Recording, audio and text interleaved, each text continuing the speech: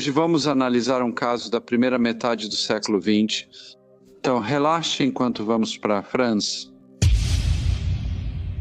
Léon Philippe Poe, mais conhecido pelo nome artístico de Harry Fragson, nasceu em 2 de julho de 1869, na 4 Old Crompton Street, no coração de Soho, em Londres. Seus pais, Victor e Leontine Poe, eram expatriados franceses, parte de uma pequena, mas vibrante comunidade que havia feito dali seu lar. Entre cafés cheios e teatros multilingües da Londres vitoriana, Victor Poe gerenciava um hotel. A vida doméstica inicial da família era firmemente enraizada no coração cultural da capital, entre music halls, jornais estrangeiros e a agitada rotina dos londrinos. Em 1871, a família mudou-se para o número 42 da Greek Street, ainda em Soho, bairro famoso pelo barulho e comércio. Leon cresceu em meio a esse cenário cosmopolita, e embora ele tenha passado parte de sua educação em Antuérpia, seus primeiros anos foram profundamente imersos em uma cultura urbana diversa que moldaria sua carreira posteriormente. Desde cedo, a música e a performance estavam no centro de seus interesses. Ele começou a cantar em público, em meados de 1880, muitas vezes, em concertos fora de Londres, onde logo chamou a atenção. Mas ele não queria ser conhecido como Léon Philippe Poe, então adotou o nome Frogson, uma brincadeira ousada com o nome antes usado por ingleses para se referir aos franceses. Logo depois, ele adotou Fragson, nome artístico mais elegante, alinhado à sua fama crescente e apelo cosmopolita. Em 1890, ele já morava em Paris, no bairro de Montmartre. Lá, em cafés e cabarés, ele começou a se destacar com suas imitações afiadas de um famoso cantor francês chamado Paulus. O que começou como uma simples imitação logo se transformou em um número sofisticado por mérito próprio. Conforme Harry criava um personagem carismático no palco, passou a apresentar músicas próprias ao piano. O público reagia com entusiasmo ao seu humor leve, agilidade musical e presença marcante. O historiador do Music Hall, Ricardo Antônio Baker, o descreveu como alto, de grandes olhos expressivos, lábio inferior caído e longos fios de cabelo sobre a cabeça careca. Essa aparência marcante, junto com sua fluência bilíngue, fez de Harry uma figura popular dos dois lados do canal. Ele podia interpretar o inglês em Paris ou o parisiense em Londres, alternando identidades culturais com facilidade. Em 1905, sua fama atraiu Arthur Collins, gerente do Theatre Royal em Drury Lane. O Sr. Collins viu Harry se apresentar em Paris e ficou tão impressionado com sua presença de palco e timing cômico que lhe ofereceu um papel. Na pantomima Cinderella, Harry interpretou Dan Digny, um mensageiro espirituoso responsável pelo alívio cômico do espetáculo. Como o Sr. Collins notou a habilidade musical de Harry, pediu que ele compusesse uma música para a produção. Harry respondeu escrevendo Sussurros de Amor, que foi cantada pela atriz principal, uma atriz chamada Maida Souza. A pantomima foi um triunfo, e depois que terminou, Harry Fragson estava firmemente estabelecido como uma estrela, tanto na Inglaterra quanto na França. Nos anos seguintes, manteve a agenda intensa, apresentando-se nos principais teatros e casas de espetáculos da Europa. Ele gravou de forma prolífica sua voz, reconhecida pela mistura de entonação francesa e fraseado inglês. Ele se sentia igualmente à vontade em ambos os idiomas, cantando em francês com um toque de inglês em Paris e em inglês com um toque de francês em Londres. Em 1912, ele excursionou pela Escócia, apresentando-se no King's Theatre e retornou lá em outubro de 1913. Nesse ponto, seu sucesso como compositor e letrista já era reconhecido. Ele frequentemente colaborava com os letristas Wharton David e Bert Lee. Entre suas criações populares estão as músicas Outro Departamento, Por Favor, 1910. Todas as garotas são lindas à beira-mar e Alô, Alô, Quem é sua dama amiga? Ambas foram escritas em 1913. Esta última virou um de seus maiores sucessos. Nesse mesmo ano, ele apareceu em um curta-metragem francês chamado L'Entente Cordiale, ao lado do lendário comediante Max Linder. Harry Fragson era certamente famoso. Sua vida pessoal estava entrelaçada com o mundo teatral. Ele foi casado com Alice Delícia, famosa estrela do teatro francês. O casamento chegou ao fim e, em 1913, ele voltou a morar em Paris aos 56 anos. Rua Lafayette. Ele dividia sua casa com seu pai idoso, Victor, que agora estava cada vez mais instável. A mãe de Harry morreu há 10 anos. No entanto, seu pai, antes um hoteleiro bem-sucedido, agora com mais de 80 anos, sofria de delírios paranoicos e declínio mental. Harry tentava cuidar dele, mas o clima no apartamento em Paris ficava cada vez mais tenso. Há algum tempo, as tensões vinham crescendo silenciosamente entre os dois homens. Monsieur Paul tornou-se mentalmente frágil e desconfiado, obcecado por uma ideia aparentemente sem fundamento. Que seu filho estava tendo um caso com uma mulher muito mais jovem que às vezes ajudava no apartamento, chamada Paulette Frank. Sem evidências para apoiar a afirmação, a maioria que conhecia a família a descartava como delírio. Victor foi consumido pela crença. O que era um ciúme vago virou convicção de traição. Seu comportamento ficou errático e cada vez mais difícil de controlar. Ele alternava entre ficar muito quieto, sem falar com ninguém, e explosões de raiva, acusando Harry de deslealdade e Paulette de manipulação.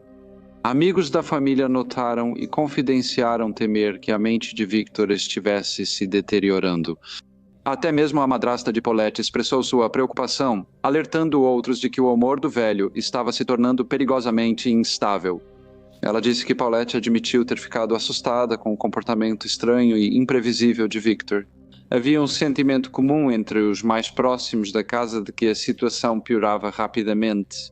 O que tornava as coisas ainda mais difíceis era que Harry havia terminado uma temporada de sucesso no Alhambra de Paris e agora se preparava para viajar novamente à Inglaterra, onde se apresentaria por semanas. Como ele planejava ficar ausente por muito tempo, Paulette aceitou acompanhá-lo, o que deixaria seu pai sozinho em Paris. Preocupado em deixá-lo sem supervisão, Harry fez arranjos para que Monsieur Poe fosse colocado em um asilo durante sua ausência. Quando Harry contou o plano ao pai, o idoso implorou para ficar no apartamento, apesar dos protestos do filho. Harry estava profundamente preocupado com a saúde debilitada de seu pai e insistiu que não seria possível. Na noite de 30 de dezembro de 1913, Harry deu ingressos tanto para seu porteiro quanto para sua empregada, para que pudessem assistir à sua última apresentação no Alhambra e ouvi-lo cantar. Foi um gesto gentil, mas isso significava que seu pai teria que ficar em casa naquela noite.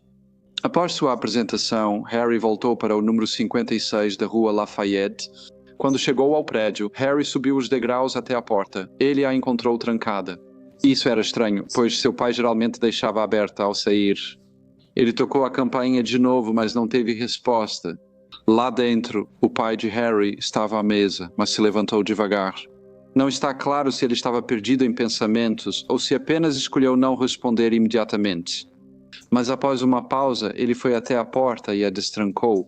Harry entrou visivelmente irritado. Ele estava cansado da apresentação e talvez um pouco irritado. Ele fez um comentário ríspido, talvez sarcástico, sobre ter que esperar, e seu pai respondeu da mesma forma. A irritação passou rapidamente. Algumas palavras amargas levaram a outras. Foi só mais uma discussão marcada pelo cansaço de tantas outras. As mesmas queixas, o mesmo orgulho ferido. Então, de repente, aqueles que estavam no prédio ouviram o que pensaram ser o som de um tiro. A primeira pessoa a descobrir o que havia acontecido foi uma jovem que havia sido convidada a assumir temporariamente as funções de concierge naquela noite. Ela não sabia o que havia acontecido dentro do apartamento, mas poucos instantes após o disparo, ela subiu as escadas, pois Monsieur Poe havia recebido um telegrama.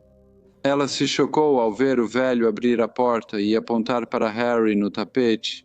Ele então disse que atirou no filho. A garota olhou para baixo, viu Harry e achou que seu rosto parecia de cera. Não havia sangue nele, mas parecia muito distante, como se toda a expressão tivesse sido drenada dele. Monsieur Poe então se voltou para ela e sugeriu que chamasse a polícia. Sem falar, ela correu para as ruas em busca de ajuda. Não muito longe, ela avistou um policial fardado e, de maneira muito aflita, tentou explicar o que havia acontecido. O policial agiu rápido e enviou uma mensagem ao comissário de polícia do distrito. Em minutos 56, Rue Lafayette deixou de ser um prédio tranquilo e virou o centro de uma investigação séria. Policiais se moveram rapidamente pela área em busca de algo útil para a investigação. Quando o comissário chegou, o ambiente ainda era sombrio. Ele providenciou para que o corpo fosse transportado para o necrotério, onde os médicos examinaram os ferimentos e descobriram que Harry havia morrido com um único tiro que entrou em sua cabeça logo atrás da orelha direita. Durante esse tempo, Victor Poe permaneceu no apartamento, calmo, mas abatido. Eventualmente, ele foi solicitado a acompanhar o comissário até a delegacia de polícia.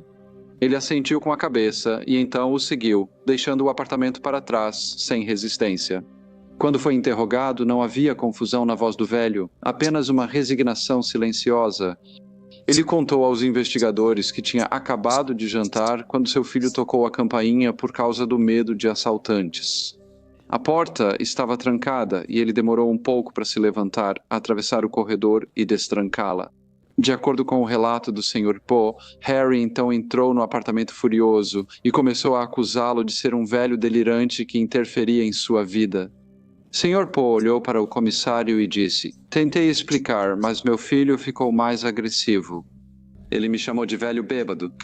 Finalmente, ao chegar ao limite, peguei o revólver, não para atirar nele, mas em mim mesmo. Quando levantei a arma, ele passou e me empurrou, fazendo o revólver disparar. O comissário ficou em silêncio, antes de confirmar o que ouviu, e disse: "Então, você afirma que foi um acidente?" Sr. Poe assentiu com a cabeça e, em voz baixa, disse que sim. A polícia, porém, não se convenceu totalmente dessa versão. Embora o assassinato tenha chocado profundamente o público, muitos que conheciam a família não ficaram totalmente surpresos. Victor Poe há muito tempo era considerado mentalmente instável, um homem consumido por ideias estranhas e convencido de que os outros estavam contra ele. Seus humores eram imprevisíveis e seu comportamento ficou cada vez mais instável. Ele já ameaçou o filho várias vezes e dizia frequentemente não querer mais viver. Harry, por sua vez, confidenciou a amigos que temia que seu pai estivesse perdendo o contato com a realidade. Apesar de esconder essas preocupações, quem era próximo sabia. Ele se sentia cada vez mais desconfortável em casa, perturbado pelo que via como o lento declínio de seu pai. Quando a versão de Sr. Poe saiu na imprensa, poucos acreditaram. O porteiro do prédio descreveu o Sr. Harry Fregson como um homem gentil e de temperamento equilibrado e insistiu que, em sua opinião, o tiro não foi um acidente. Os jornais franceses ecoaram essa opinião. O Le Journal descartou os relatos do Sr. Poe como frios e calculados, enquanto o Le Figaro sugeriu que o ato havia sido deliberado. Após anos de ressentimento, alguns destacaram a desaprovação de Victor sobre a carreira teatral do filho, profissão que ele nunca aceitou e chegou a tentar impedir. Apesar da reconciliação, muitos achavam que a tensão persistia. A amargura pode ter sumido da vista, mas não desapareceu e, no final, pode ter vindo à tona da forma mais violenta e trágica. Monsieur Poe foi preso e decidiu-se levá-lo a um hospital psiquiátrico, onde ele poderia ser avaliado por profissionais de saúde. A morte de Harry Fregson causou comoção na França e na Inglaterra. Mais de 50 mil enlutados participaram do cortejo fúnebre em Paris, que seguiu até a igreja de Saint-Augustin. Ele foi sepultado no cemitério Père-Lachaise, entre outras grandes figuras da cultura francesa. 6 semanas após a morte de Harry, seu pai, Victor Poe, morreu sob cuidados psiquiátricos. Ele não foi julgado pelo assassinato do filho, declarado incapaz por sua condição mental e confinado a um asilo. Após o tiroteio, ele ficou sob observação constante. Sua saúde, que já era frágil, piorou rapidamente, e ele morreu sem jamais enfrentar um tribunal. O caso terminou de forma silenciosa e sem resolução, marcado não pela justiça, mas pela tristeza, silêncio e a sombra de uma mente fragmentada. Nos meses que se seguiram, questões legais envolvendo Harry se desenrolaram discretamente em Londres. Deixou a maioria dos bens na Inglaterra e morreu solteiro, sem testamento. Em circunstâncias normais, sua herança teria passado para seu parente mais próximo, então, neste caso, seu pai, Monsieur Victor Poe. Mas ele também havia morrido, nunca reivindicando seus direitos legais à herança do filho. Sem testamento e sem parentes próximos para herdar, os bens de Harry que ele possuía na Inglaterra foram formalmente entregues à coroa. Cartas de administração foram concedidas ao procurador dos assuntos do Tesouro de Sua Majestade, um funcionário do governo responsável por gerenciar esses assuntos.